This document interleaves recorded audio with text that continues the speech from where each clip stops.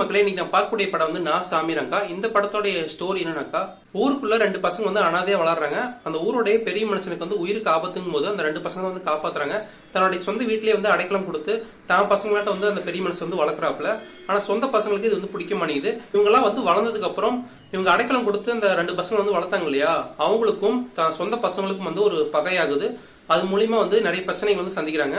அதுதான் வந்து படத்தோடைய ஸ்டோரி. படத்தோடைய பாசிட்டிவ் என்னன்னா, எங்கேயுமே போர் அடிக்காம கொண்டு போறாங்க. இருந்தாலுமே வந்து ஓவரா பில்டப், நம்ம ஏற்கனவே வந்து நிறைய தடவை பார்த்து அழுத்து போன கதை வந்து இருந்தாலுமே வந்து ஸ்டோரி பார்க்க வைக்கிறது யாருன்னு பாத்தீங்கன்னா நாகார்ஜுனா மட்டும்தான். படத்தை உட்காந்து மேற்கொண்டு பார்க்க வைக்கிறதே வந்து அந்த வில்லன் கதாபாத்திரம் தான். வில்லன் கதாபாத்திரம் வந்து கொஞ்சம் ஸ்ட்ராங்கா வந்து வடிவமைச்சதுனால வந்து மேற்கொண்டு அடுத்து என்ன ஆக போதோ அப்படிங்கிற மாதிரி நமக்கு கொஞ்சம் கொண்டு போனாங்க.